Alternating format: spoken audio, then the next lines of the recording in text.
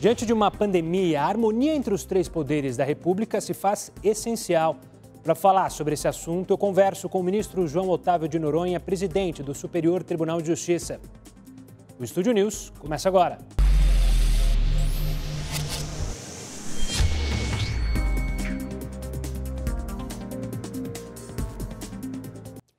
Seja muito bem-vindo, ministro. Obrigado pela participação aqui no Estúdio News.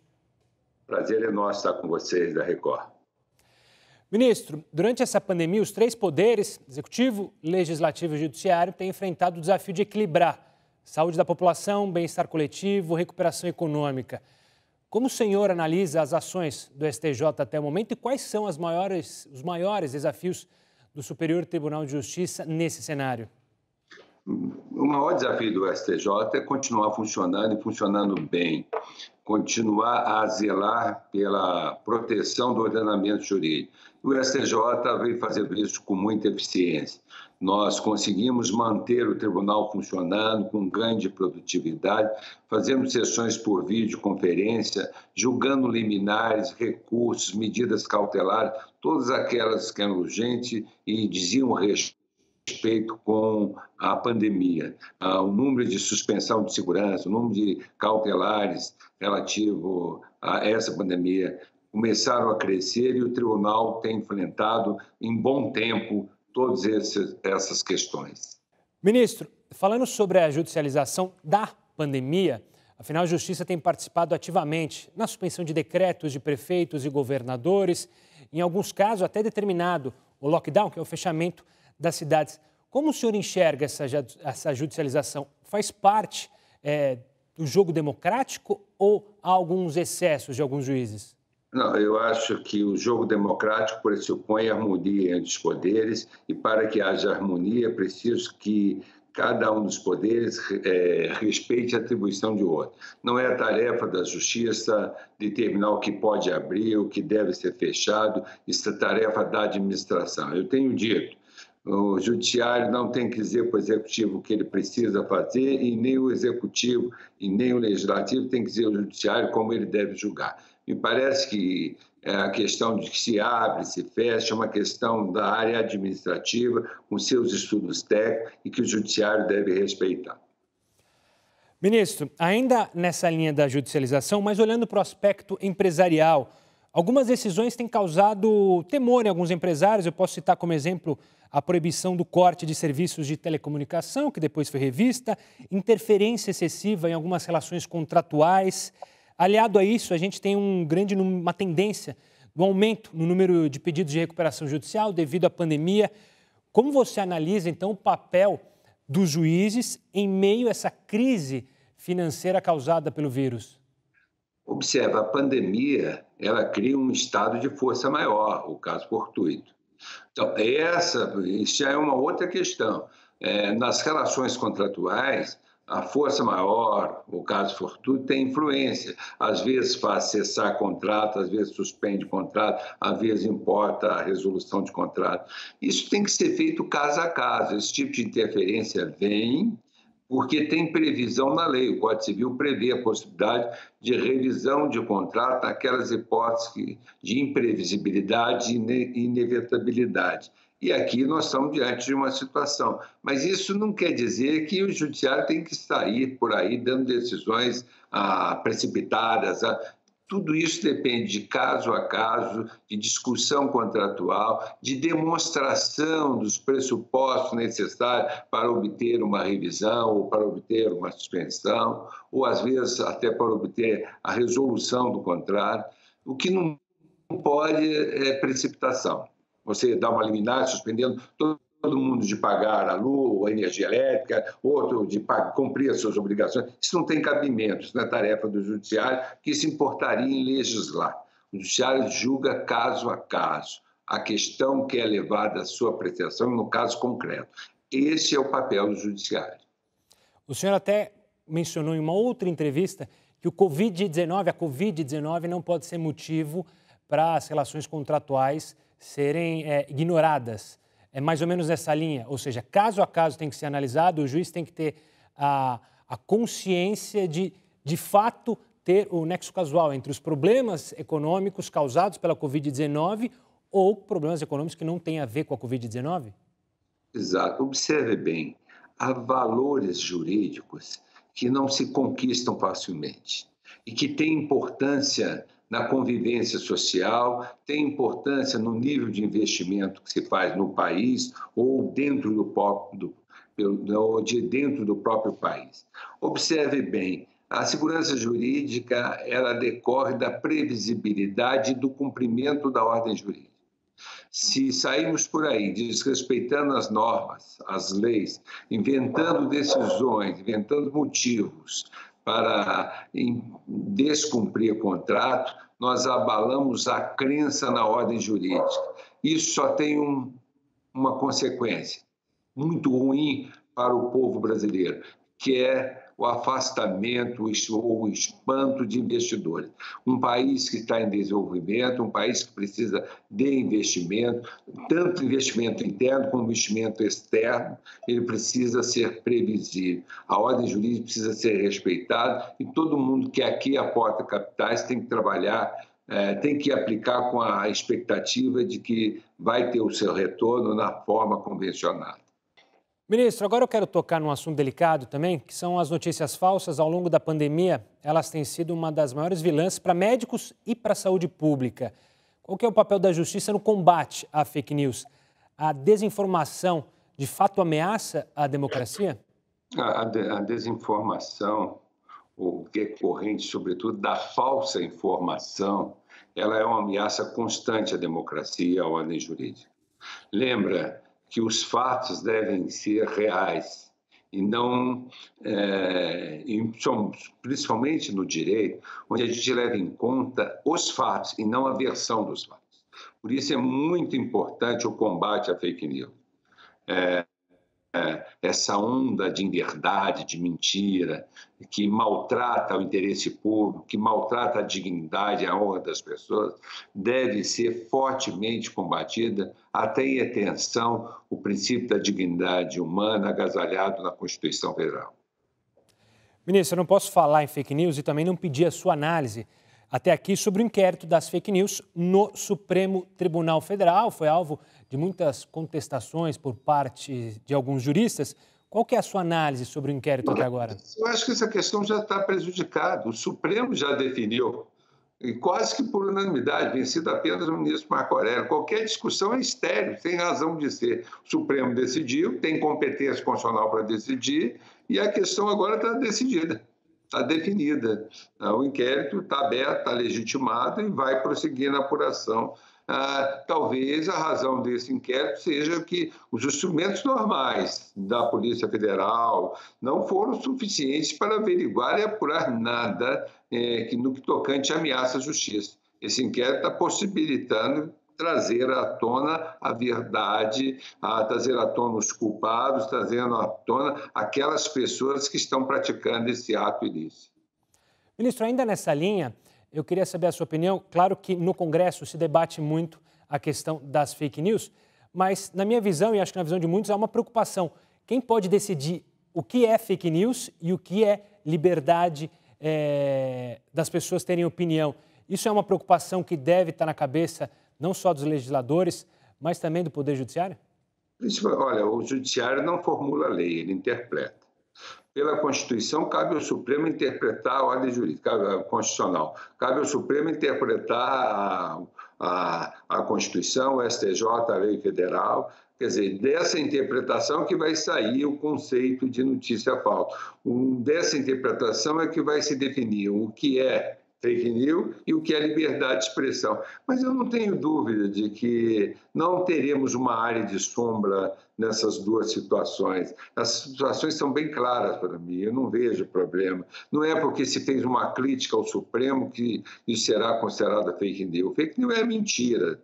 Fake news é a mentira histórica, é a colocação de inverdades com o propósito de atacar a imagem, a honra dos ministros do Supremo Tribunal Federal, do Superior Tribunal de Justiça ou de qualquer órgão, do presidente da República, dos deputados e dos senadores, de qualquer autoridade constituída ou de qualquer outra pessoa, qualquer cidadão que tem a sua imagem vilipendiada por notícias falsas, nós estamos diante de uma fake news. Na fake news, nós não temos fatos prevalecendo, nós temos versões mentirosas dos fatos. Ministro, a gente vai para um rápido intervalo, o Estúdio News volta em instantes e, claro, a gente volta com o ministro Noronha. Não saia daí.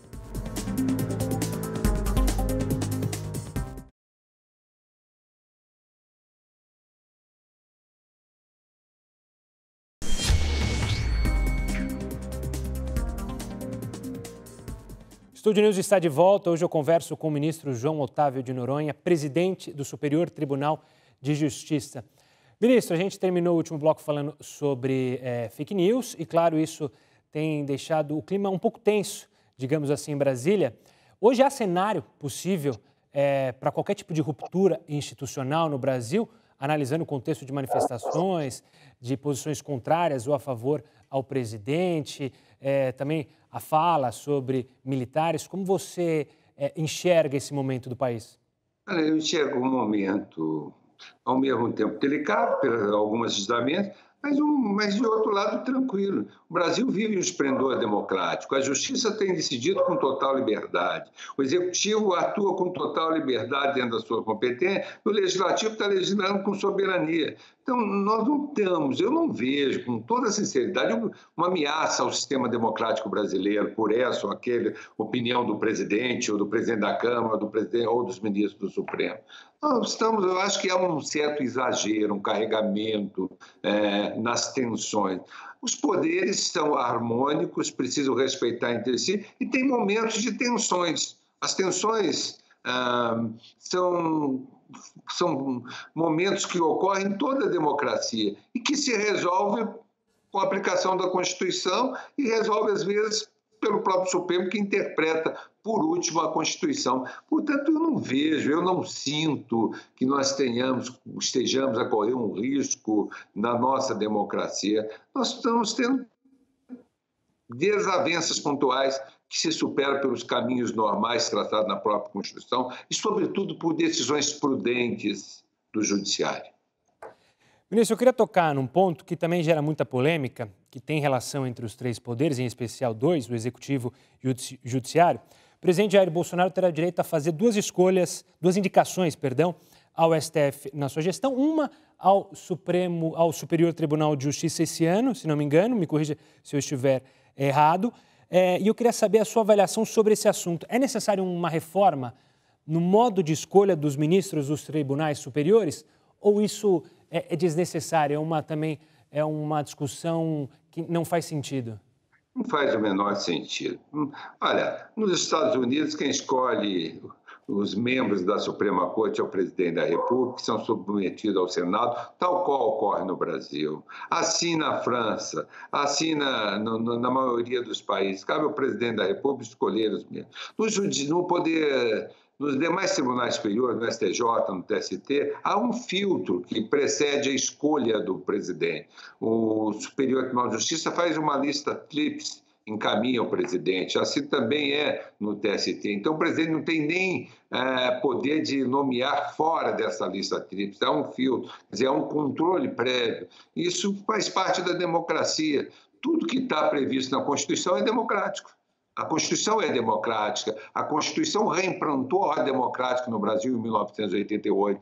Portanto, cumprir as suas regras é praticar a democracia. Não vejo razão para mudar a Constituição, porque o presidente Bolsonaro vai escolher dois, o Lula escolheu muitos, a Dilma escolheu muitos, Fernando Henrique escolheu outros tantos, porque agora se mudaria a regra do jogo. Ministro, ainda falando sobre o nosso judiciário, você citou o exemplo dos Estados Unidos, da França. Quando a gente olha para o cenário atual, dá para a gente comparar o sistema judiciário com outros sistemas judiciários e a gente tem espaço para melhora em algum sentido, na sua visão?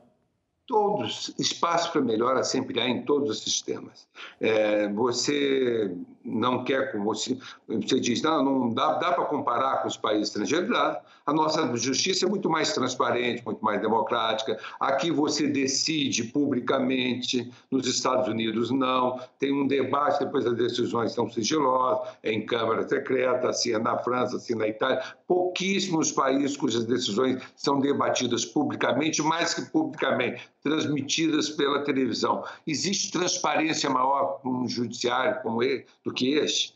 O Superior Tribunal de Justiça agora fazendo suas sessões por videoconferência, com todo mundo assistindo os debates e vendo como os ministros decidem. Isso é transparência, e isso é uma das grandes características da justiça brasileira, sinal de democracia, sinal de respeito às instituições. Nada melhor para uma democracia que a transparência nas decisões judiciais. E o Brasil, nesse ponto, é exemplar.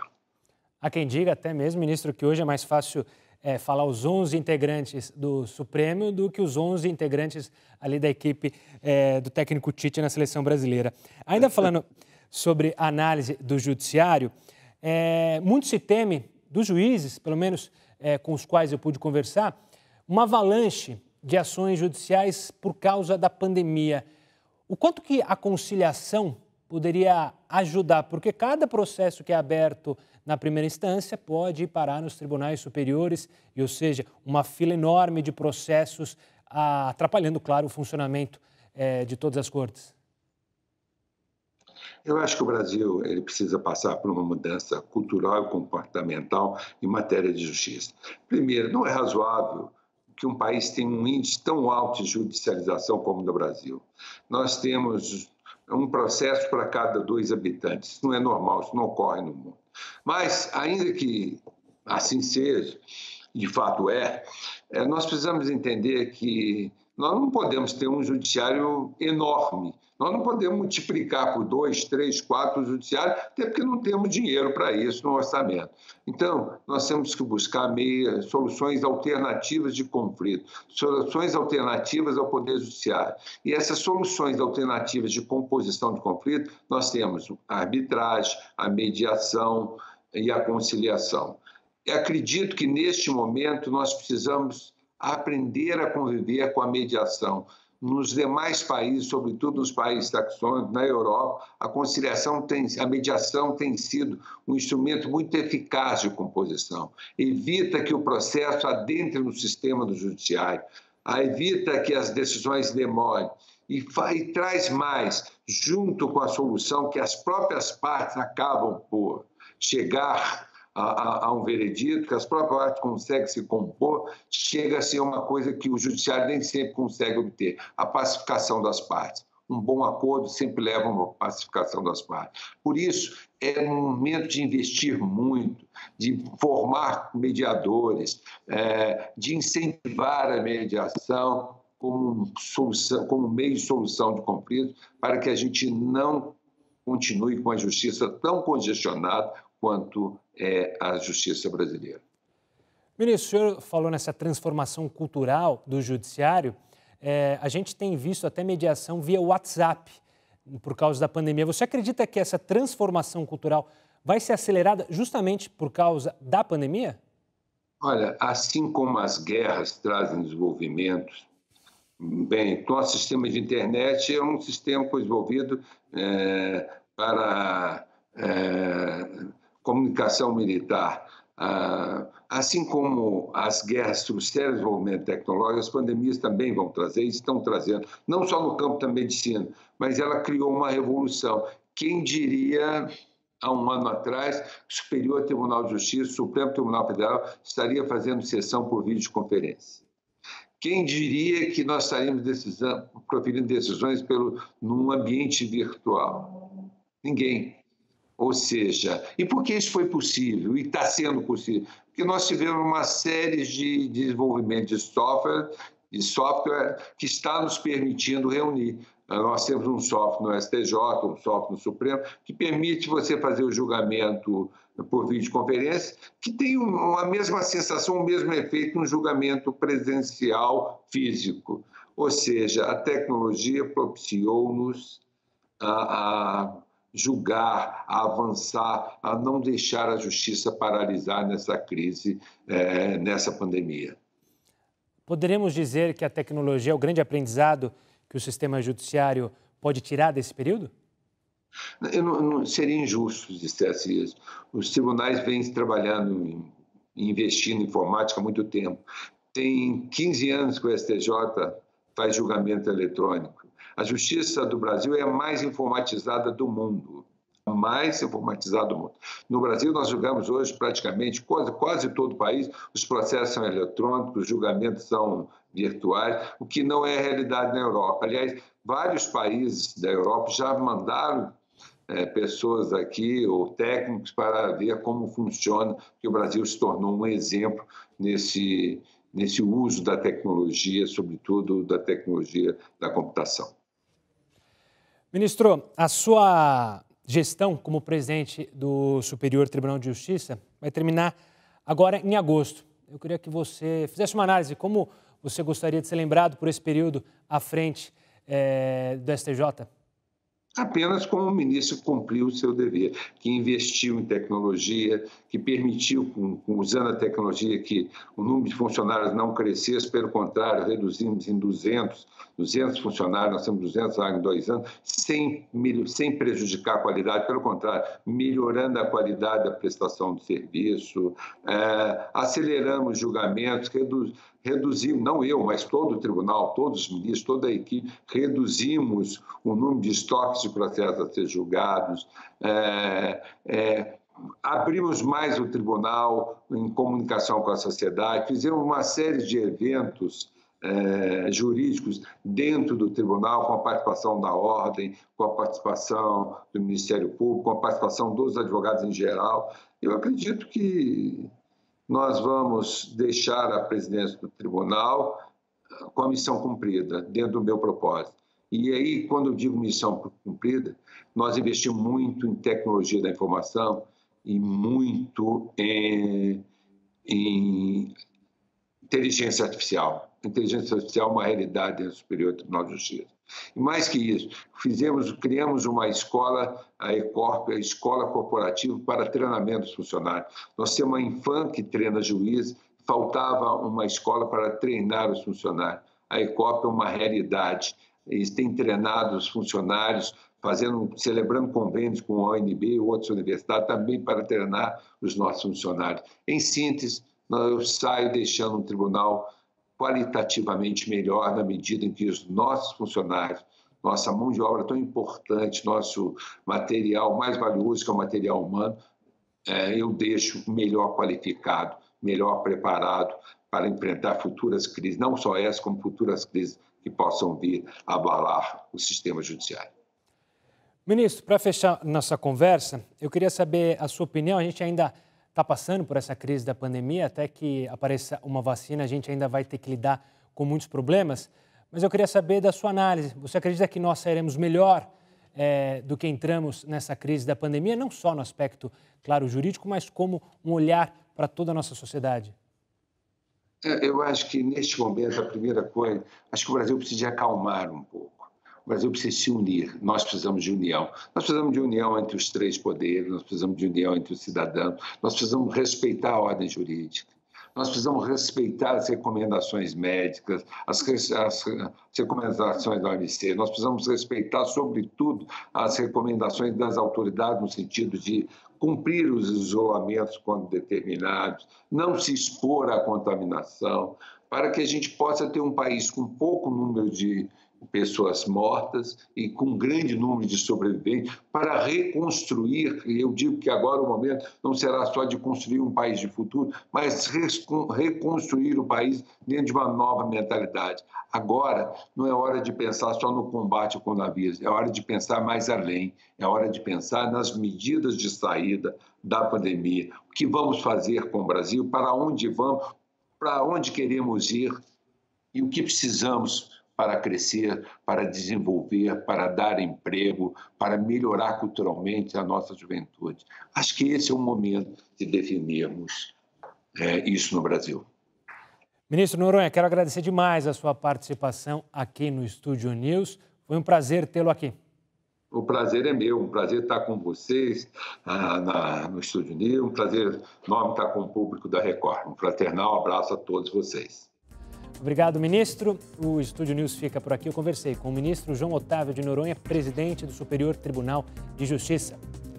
Você já pode acompanhar essa entrevista pelo nosso canal no YouTube, no Play Plus e também pelo nosso podcast já disponível nas plataformas Spotify e Deezer. Semana que vem tem mais. Até lá. Tchau.